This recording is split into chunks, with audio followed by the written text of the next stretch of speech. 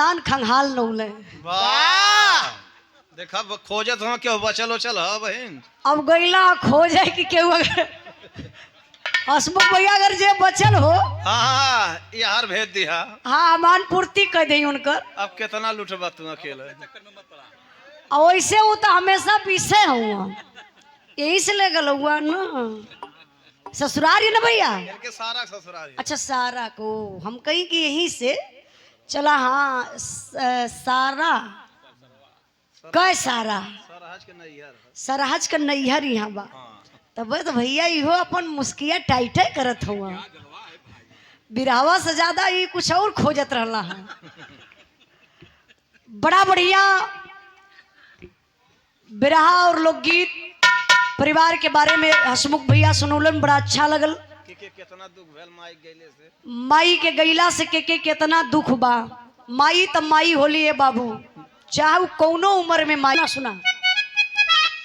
मुंह तो भगवान करिया बनौले हुआ अखियों करिया होती है। वाह अंदर और करिया है भैया दिलवो करिया दिलवो इनकर करिए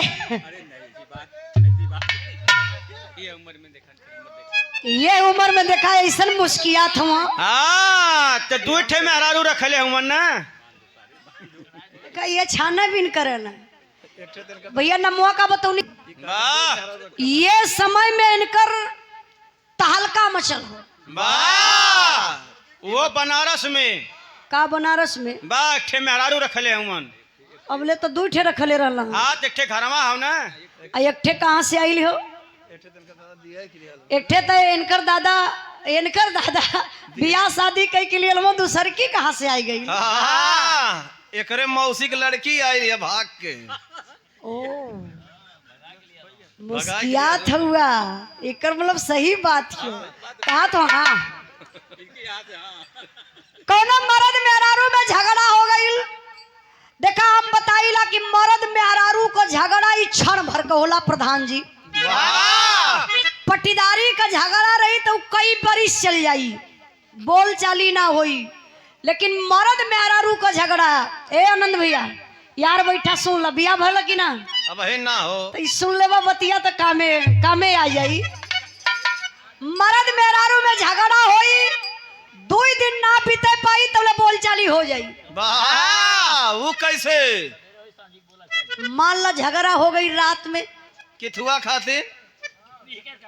अरे मर्द मेहरारू को झगड़ा केथुआ खातिर। अरे कन्फर्म रहा भैया काहे झगड़ा होते हम में ना पता है।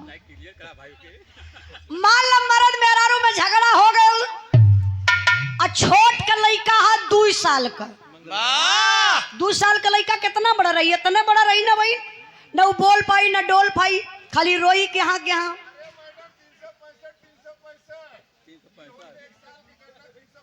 2 साल हो जाए बता देना कि 2 साल हो जाएगी। अब देखी 2 साल का लड़का बा झगड़ा हो गई बा वही लड़का का सांसत होत बा। सांसत कैसे बा टहर के कत्तों से मर्द घूम के आयल। अब देखा था कहा था कि कहो अब वही न हमारे जने गर्म है कहा गरम है भैया भैया भैया भैया गुड्डू भैया गुड्डू भैया। अरे आप समझदार हुआ वो चच्चा काला की तरी उजाला गई है तो बोलबा तो डिस्टर्ब भी होई बस और कोनो बात ना अपने सब है। अरे नहीं नहीं ठीक है भैया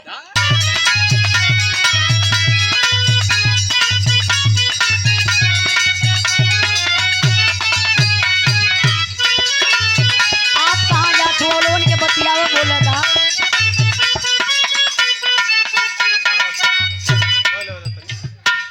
अरे गुड्डू भैया समझदार बेड़ा भेल बम में हररुआ रोई के कहत बा का कहत बा हो। क्या बात है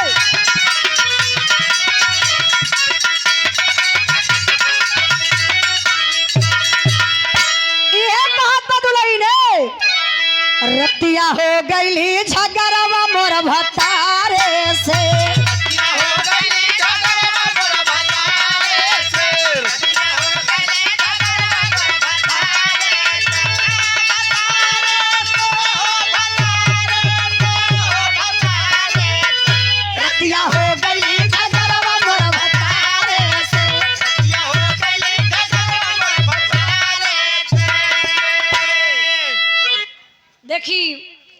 हमारे बड़े भैया गुड्डू यादव जी। रतिया हो गईली झगड़वा मोर भतारे से, रतिया हो गईली झगड़वा मोर भतारे से, रतिया हो गईली झगड़वा मोर भतारे, भतारे से, हो भतारे से, हो भतारे से, रतिया हो गईली झगड़वा मोर भतारे से, रतिया हो गईली झगड़वा मोर भतारे से। नैहरा में रहली तब बड़ा मजा कैली, अरे नैहरा में रहली तब बड़ा मजा कैली, सीटी मारल लगवा पिछुआरे से, रतिया हो गईली झगड़वा मोर भतारे से, रतिया हो गईली झगड़वा मोर भतारे से, रतिया हो गईली झगड़वा मोर भतारे से। पप्पू यादव प्रधान सलारपुर। आप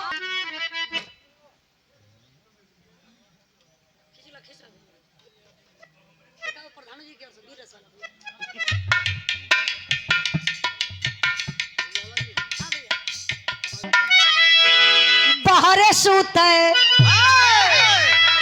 बाहरे सूते अलगे खटिया दार ओ बलमुआ मोर कोहाई गेल नाना दे, बाहरे सूता अलगे खटिया डाल, ओ बलमुआ मोर कोहाई गेल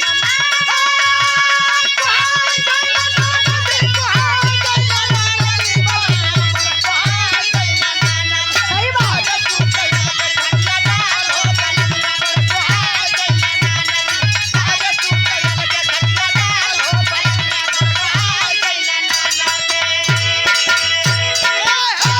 भवाने करनवा सैया हमसे को होइला, हमसे कहैला सैया, हमसे कहैला, हमसे कहैला सैया, हमसे कहैला।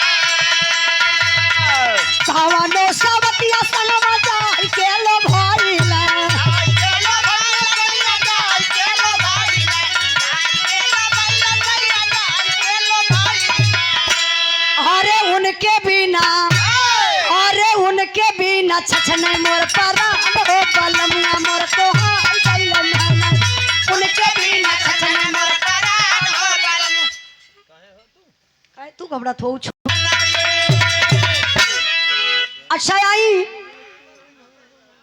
हसमुख भैया आनंद भैया कहाँ गेले? आनंद ले तुम कहीं आनंद भैया कहाँ चल गए?